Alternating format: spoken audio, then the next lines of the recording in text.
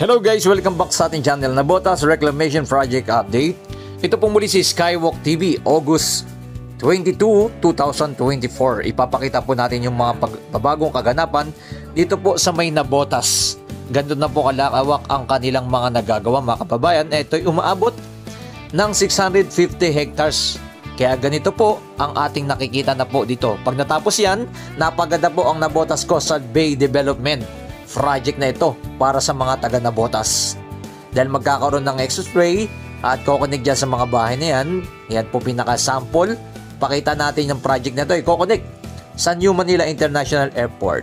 Yan ang ating napaka-good news na tuloy-tuloy na magkakaroon ng 3,418 pabahay para dito po sa mga taga Nabotas. Siyempre magkakaroon din po dito ng mga condominium, residential condominium. Ganyan po ang mangyayari dito sa project to. Ano pa? Ito pa po, magkakaroon ng mga parks, open space. Grabe, magiging ito na talagang pasyalan na rin po itong Nabotas. Magkakaroon ng organized vendors. Yan ang pinakamaganda dito, no? Sa iba't ibang lugar sana magkaroon ng organized. At fisherman, yan, warehouse, magkakaroon sila dyan. At expressway, ganyan ang mga mangyayari dito. At syempre, i-coconnect din po yan sa may Ignacio Street. Ganun po ang mangyayari. At walang mga bahay na mga tatamaan dyan. Ang isang napakahalaga dito ay ito'y connect talaga mismo, no? Meron pwede ka dumani yung mga motorcycle na 400cc papunta sa may airport na ginagawa. Ganyan ang mga project na mangyayari pag natapos po itong Coastal Bay Project, mga kababayan. Ipinapakita po natin ganito na po kalawak ang kanilang ginagawa. Salamat sa mga nag-like, nag-share at nag-follow kay Skywalk TV.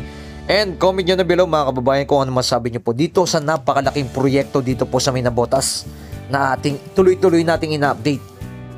Ito po ay dating palaisdaan pero ngayon ganito na po ang kanilang nalalatag na mga buhangin at lupa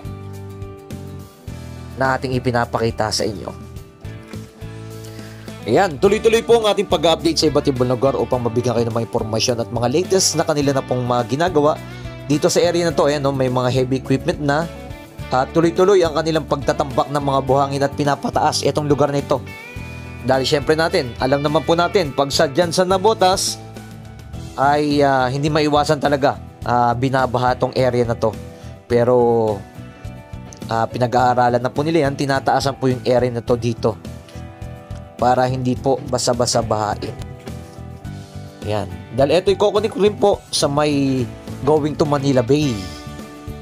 Magkakaroon dyan ng coconnects ang Salex Southern Access Link Expressway, dadaan papunta sa may airport.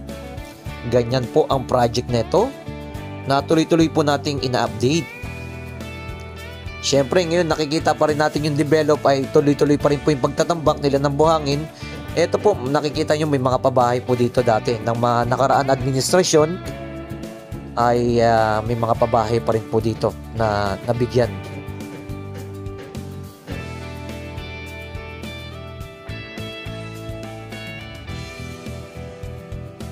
Yan, no?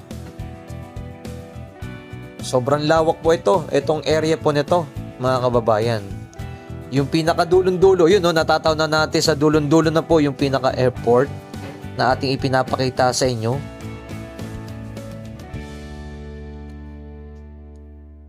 Yun, no? Tanaw na sa may pinaka-dulo.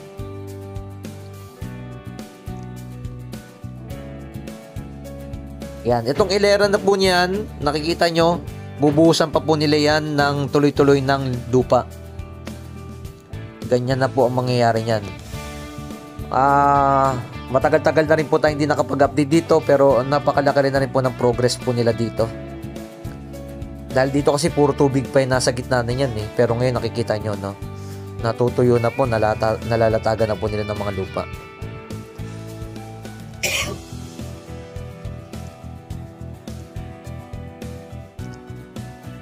Yan, inikot po natin ang ating drone upang makita nyo yung kabuong area neto, mga kababayan.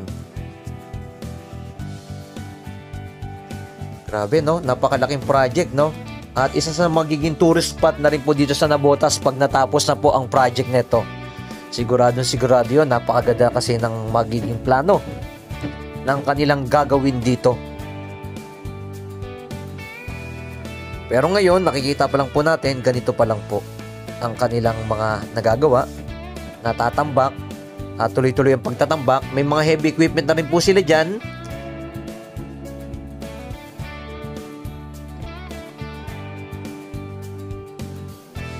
Ayan, no? Ayan, salamat muli sa ating mga viewers, subscriber na lagi na sumusuporta kay Skywalk TV at tuloy-tuloy ang ating pag-update sa iba't ibang lugar. Mula dito muna sa Navotas, nakaraan nakapag-update tayo sa may airport, sa may MRT7, LRT1 extension na ating inabangan. I-update din po natin yan mga kababayan dahil marapit na po ang partial operation ng LRT1 extension. Yan ang ating susunod naman nating i-update. Pero dito muna, pinapakita po natin yung kabuong view na ganito na po kalawak ang kanilang mga natatambak yan sa dulo-dulo. Yung mga heavy equipment nila, nandiyan na po nanggagaling yung mga buhangin na kanilang nakukuha dyan sa may dagat ng Manila Bay. At dito nila tinatambak. At meron pa tayong ipapakita dito mga kababayan. No, sobrang taas na po niyan, no. May mga ibon na tayong nakikita, oh. May isa pa tayong ipapakita sa inyo ng ating drone shot.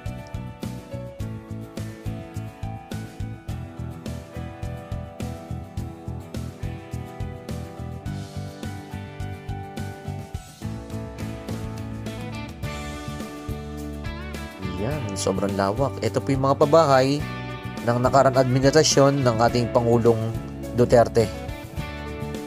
Yan, mga pabahay dito. Pati yung kabilang side.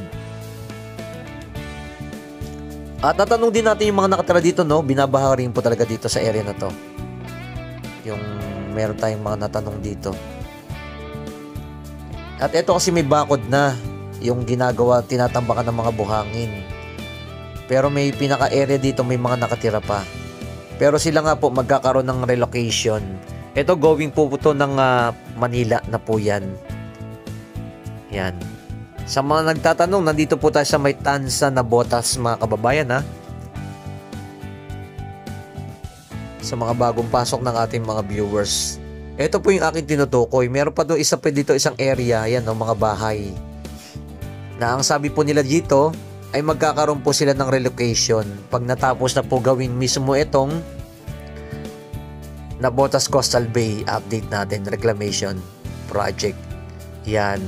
Marami pa pong nakatira dito sa area na yan at mabibigyan sila ng mga pabahay sa hinaharap. Pag natapos na po itong gawin, sila ang makikinabang po dito sa area na rin po nito. Yan po ang tuloy-tuloy nating pag-update. Maraming salamat sa mga nag-like, nag-share at nag-follow ng ating pinaka-latest update. Ito pong muli si Skywalk TV. Keep safe palagi and God bless at mabuhay ang ating bansang Pilipinas.